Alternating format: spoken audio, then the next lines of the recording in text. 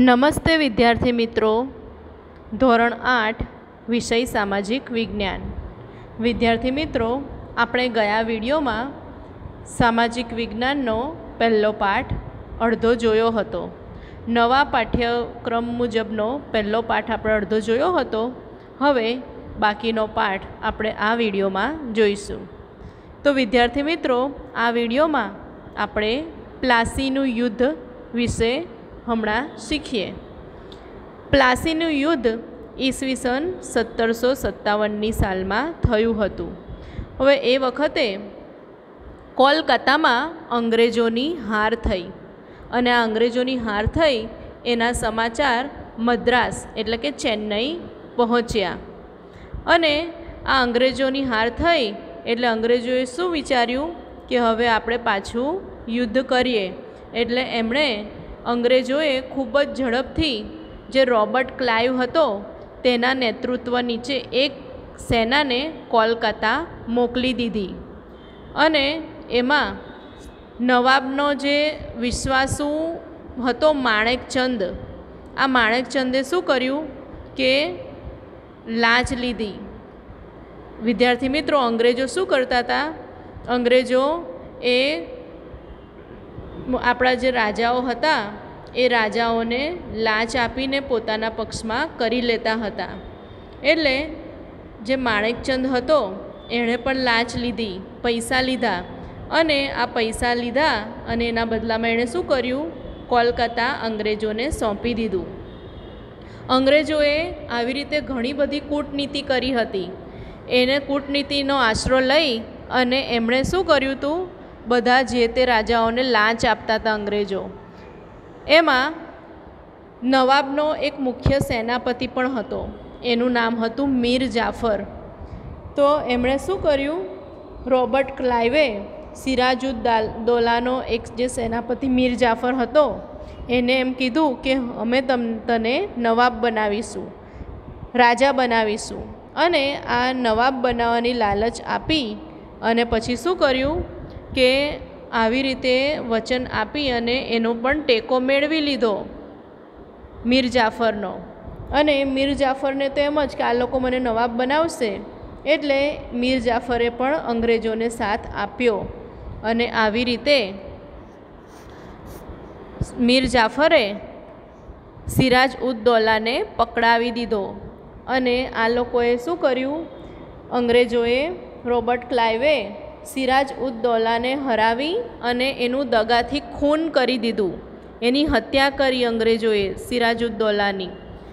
અંગ્રેજોને નવાબે 24 પરગણા વિસ્તારની જાગીર આપી અને જકાત વગર વેપાર કરવાની છૂટ આપી. અને પ્લાસીના યુદ્ધ પછી આખા બંગાળ અંગ્રેજોના અધિકારમાં આવી ગયું. અને આવી રીતે અંગ્રેજો હતા તે વેપાર કરવા માટે આપણા ભારતમાં આવ્યા હતા, પણ હવે શું બની ગયા? ભારતના માલિક બની ગયા. અને એટલું જ નહીં, ભારતના વિજયનો માર્ગ પણ અહીંથી જ શરૂ થયો, પ્લાસીના યુદ્ધથી જ. ઈસવીસન 1818 સુધીમાં તો સમગ્ર ભારતમાં અંગ્રેજી શાસન સ્થપાઈ ગયું. જો વિદ્યાર્થી મિત્રો, આ પ્લાસીના યુદ્ધમાં સિરાજઉદ્દૌલા જો જીતી ગયો હોત તો શું થતું?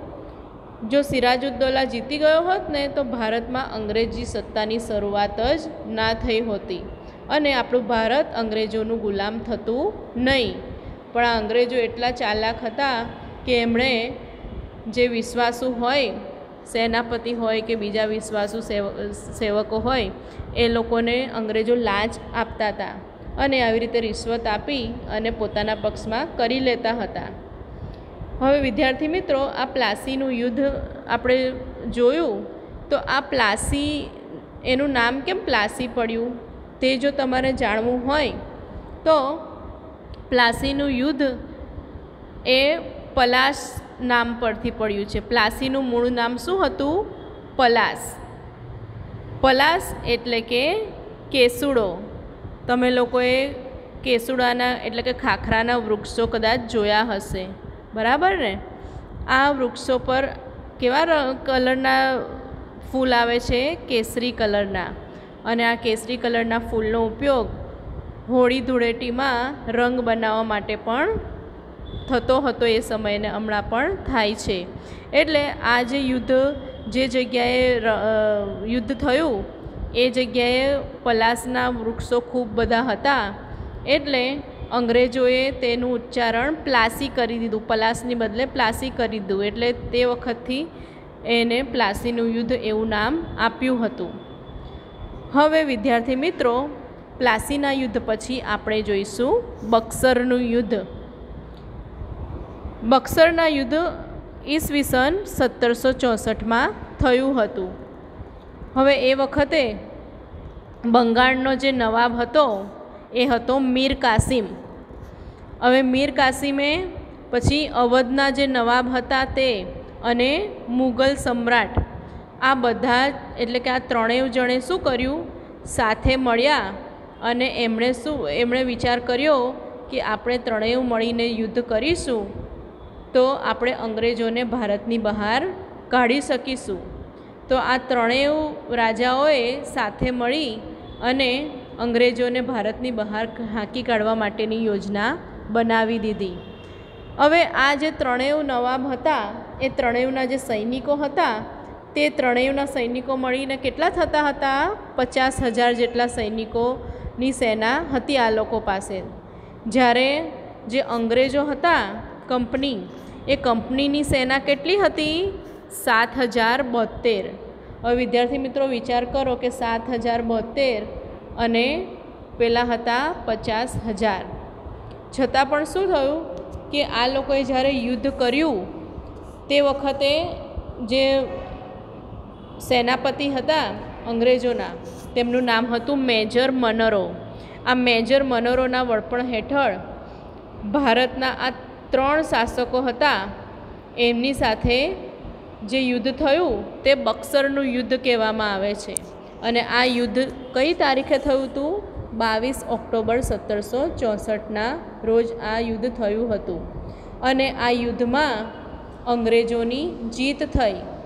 અને અંગ્રેજોની જીત થઈ એટલે આવી રીતે અંગ્રેજો ખૂબ જ ખુશ થઈ ગયા અને એ લોકોએ એમ કીધું કે જુઓ, અમે લોકોએ એકસાથે 3 સત્તાઓને હરાવી દીધી.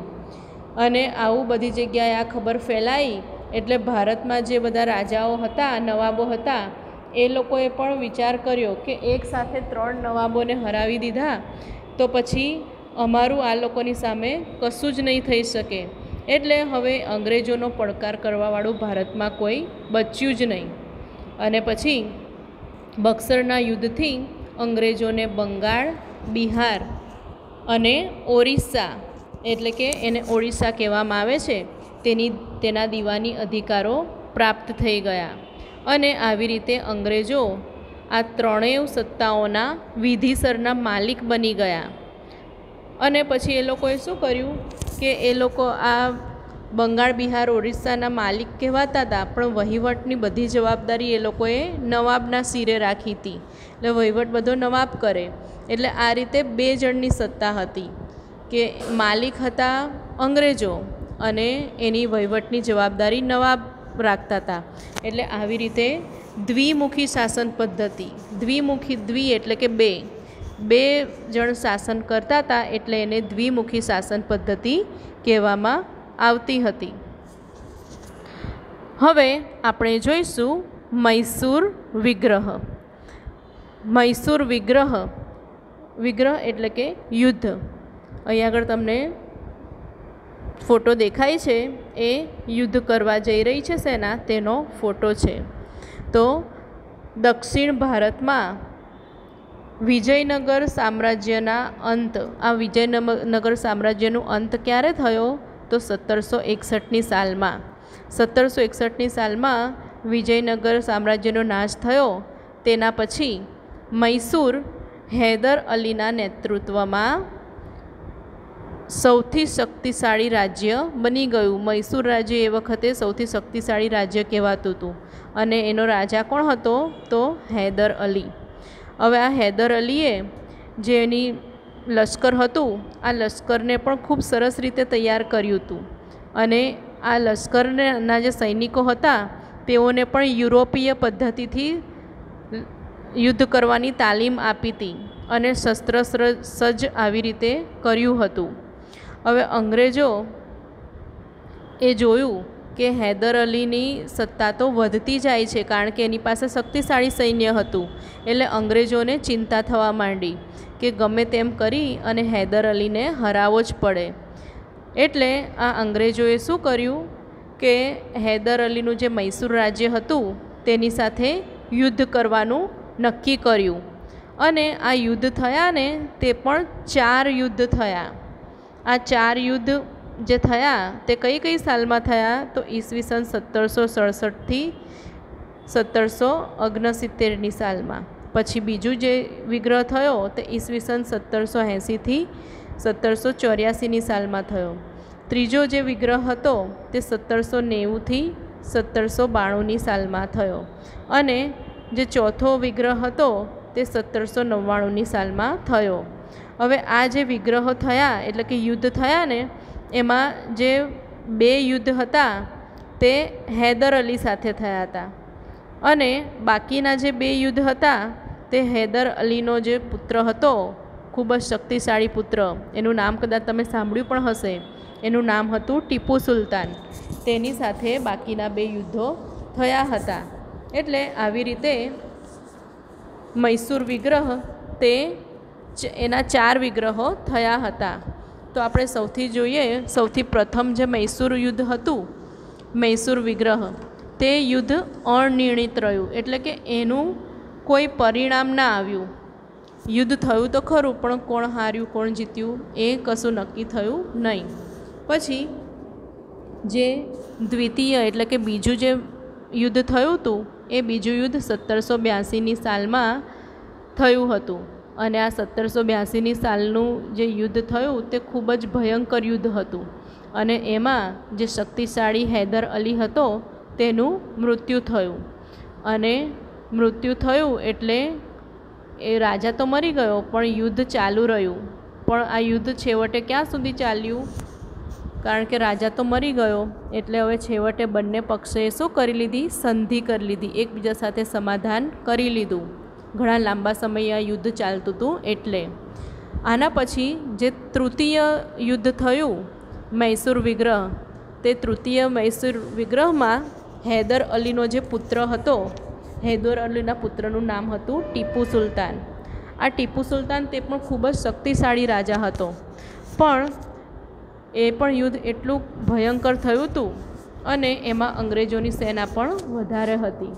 અને આ યુદ્ધમાં ટીપુ સુલતાનને ભયંકર હાનિ થઈ, ખૂબ બધું એને વાગ્યું અને ખૂબ ભયંકર રીતે ઘાયલ થયો હતો.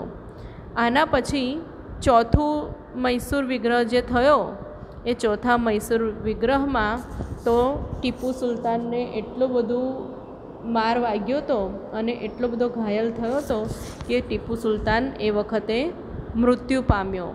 અને યુદ્ધ લડતા લડતા મૃત્યુ પામે તેને શું કહેવામાં આવે છે વિદ્યાર્થી મિત્રો? તેને એમ કહેવાય છે કે વીરગતિ પામ્યો.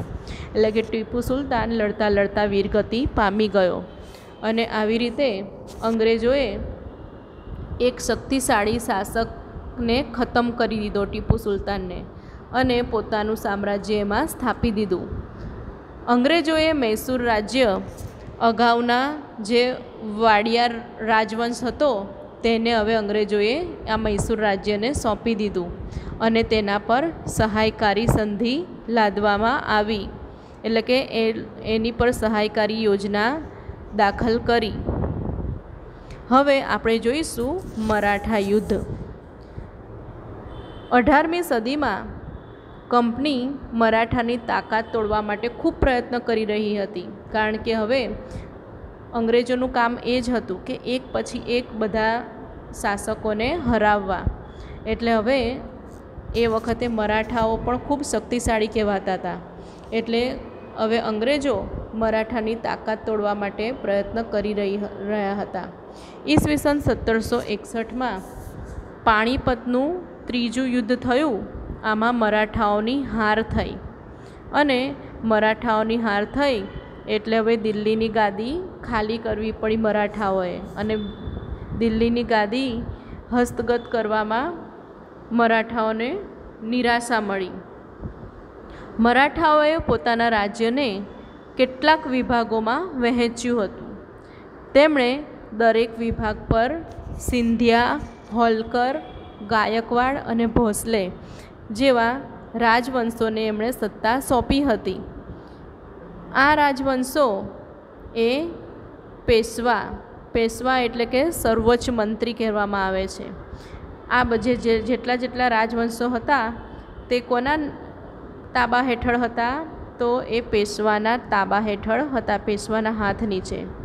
અને પેશવાના હાથ નીચે કોન્ફેડરેસી રાજમંડળના સભ્યો હતા. એટલે આવી રીતે પેશવા એ લશ્કરી અને વહીવટી વડો કહેવાતો હતો અને એનું મુખ્ય મથક એ પુણેમાં હતું. હવે આ મરાઠા અને અંગ્રેજો વચ્ચે કેટલાક યુદ્ધો થયા અને એમાં જે પ્રથમ યુદ્ધ હતું તે કઈ સાલમાં થયું હતું? તો 1775 ઈસવીસન 1782ની સાલમાં પ્રથમ યુદ્ધ થયું. અને આ યુદ્ધમાં થયું એ વખતે સાલબાઈની સંધિ થઈ ઈસવીસન 1782ની સાલમાં. એટલે આ સંધિમાં શું હતું કે બંનેએ એકબીજાના જે ક્ષેત્રો હતા એ પરત આપવાનું એટલે કે પાછા આપવાનું એ લોકોએ નક્કી કર્યું હતું. એટલે આવી રીતે કોઈની હાર કે જીત થઈ નહીં એ વખતે. હવે દ્વિતીય અંગ્રેજ અને મરાઠાઓ વચ્ચેનું જે યુદ્ધ હતું તે ઈસવીસન 1803થી ઈસવીસન 1805માં આ બીજું યુદ્ધ થયું અંગ્રેજ મરાઠાઓનું. અને એમાં જે વેલેસ્લી હતો એ વેલેસ્લીએ મરાઠાઓ પર અંગ્રેજોની સત્તા સ્થપાવવામાં મદદ કરી. અને આ યુદ્ધથી ઓડિશા અને યમુનાના ઉત્તરે આવેલ આગ્રા અને દિલ્હીના જે ક્ષેત્રો હતા તે બધા અંગ્રેજોના કબજામાં આવી ગયા.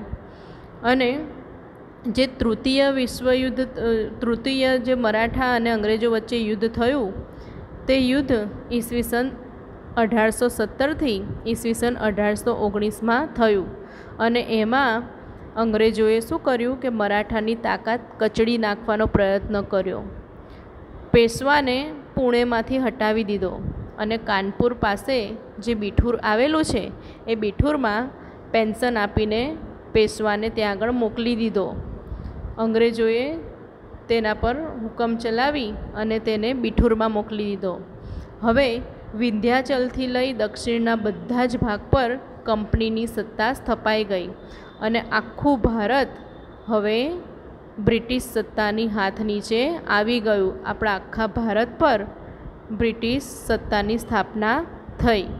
એટલે આવી રીતે વિદ્યાર્થી મિત્રો અંગ્રેજોએ એક પછી એક અલગ અલગ રાજ્ય અને અલગ અલગ રાજ્યના રાજા અને નવાબો હતા તેમને હરાવ્યા અને ધીમે ધીમે કરી અને આપણા આખા ભારત પર પોતાનું સામ્રાજ્ય સ્થાપી દીધું.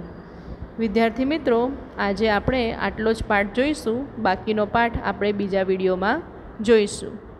નમસ્તે.